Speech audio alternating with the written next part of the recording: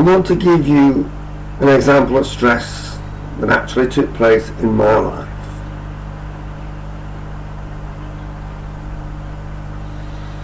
I used to work in computers, and for 2 years I worked for a company called Tesco. You may have heard of them. I worked in the head office, Cheshunt. I helped to set up and run a help desk. They openly said my job was to take the stress of problems on other people's shoulders, put them on mine, run with the problem and solve it.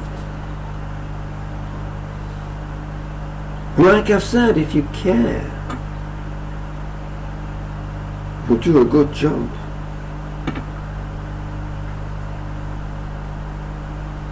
But there's a price to pay,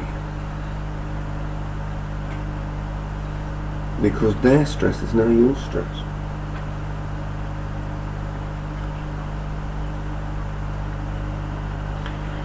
In a managed and controlled way, you can live with that. But in my case, one of the guys that was working on the help desk left and went into networking, and another guy called Rob took his place. And Rob wasn't doing his job.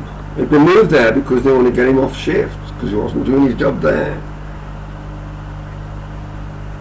He would stand about moaning about all the problems he got to deal with, never actually deal with them, not do his job, which meant his job fell on the shoulders of Wendy and me, and it made me ill. I went to the manager, David Leaper, and I asked for help, and he said, "Oh, we'll move you out of our environment for 3 months. You can do an assessment and appraisal of the main computing areas, and I'll get the problem sorted before you return." So I did this job for 3 months. And as an outsider, I could observe what was happening, and I could see the stress that was going on and how it was damaging the people at work because Rob wasn't doing his job.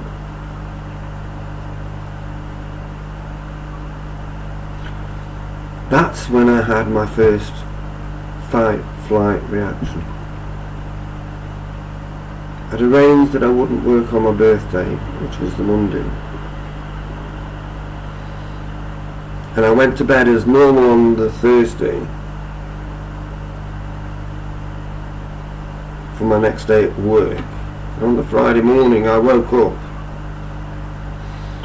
with the utter realisation that I was going to Tesco, a place I loved working, in a job I loved doing and caring about, and was going to resign.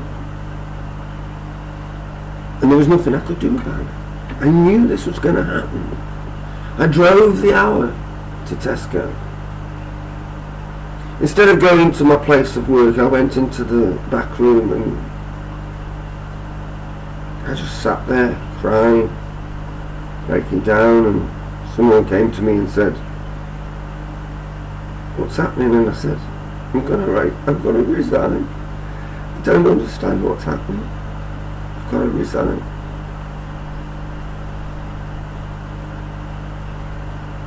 Dean, he was Canadian. He said to me, "Go home.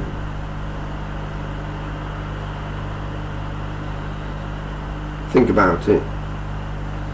If you want to leave your job, then okay, do it in a few days." And the guys from networking came to me and said, "Well, we've got a vacancy coming up. Why don't you go home? But on your way home, go and talk to personnel about it." See if you get yourself out of that environment and come work with us.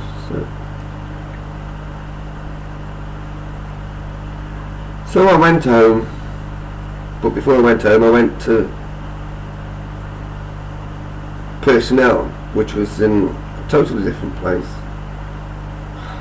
Can't even remember where it was now. I was working in Cheshunt. I think it was Welwyn Garden City, so it was on my way home because I lived at Mildenhall. And I detoured and spoke to them, and they said, no, there's no vacancies coming up at the moment, so I left and I went home. About 9:15 the next day, Saturday now, David Leaper, my manager, was on the phone, and he said to me,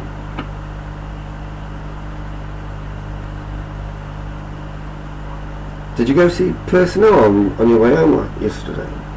I said, yeah. He says, well, we've accepted your resignation, you needn't bother coming back in. You no longer work for us. You don't work for Tesco anymore.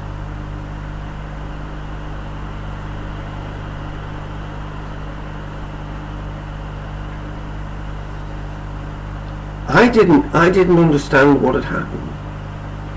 I didn't know that I'd had a catastrophic stress fight-flight reaction. And all I could think about was, I need to earn money. I've got to get a job to support my family and friends.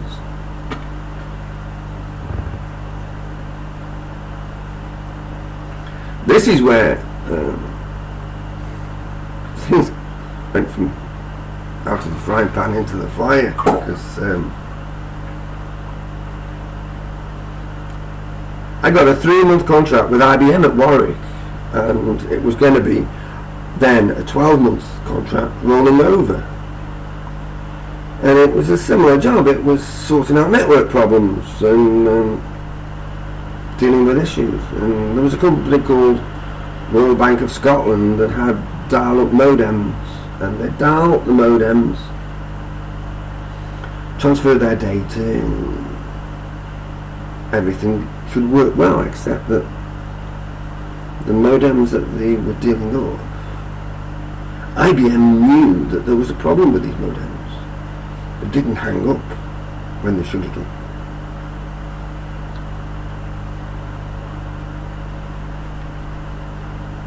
So when I started, as soon as I got to work,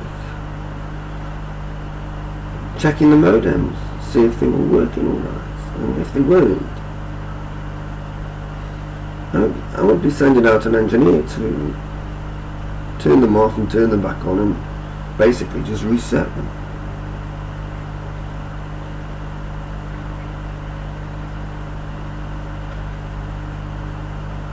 A few days before Christmas, I was called in to a meeting.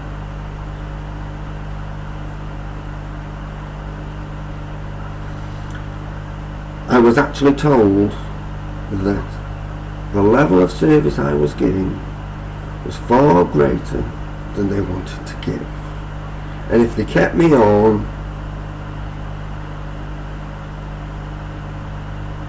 it couldn't work.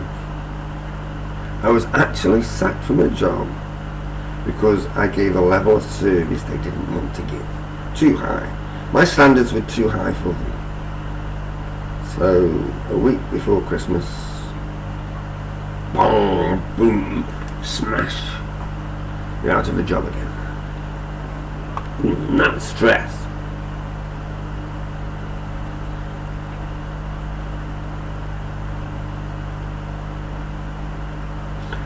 I didn't know what happened to me. I didn't understand what catastrophic stress was. Nobody said anything. And I was too busy trying to deal with my problems to analyse them and consider what had happened. Please, don't make my mistakes.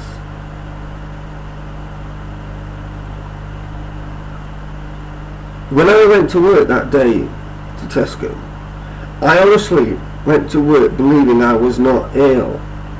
If I'd thought for 1 minute I was ill, I would have rang up and said, I'm not coming in, I'm not very well today. But I didn't, because I didn't realise. I just didn't realise. Don't walk the path I've walked. Avoid stress. Recognise when you're having a catastrophic stress reaction. Remember, there's a state called learned helplessness. Like I said, Google it. Basically,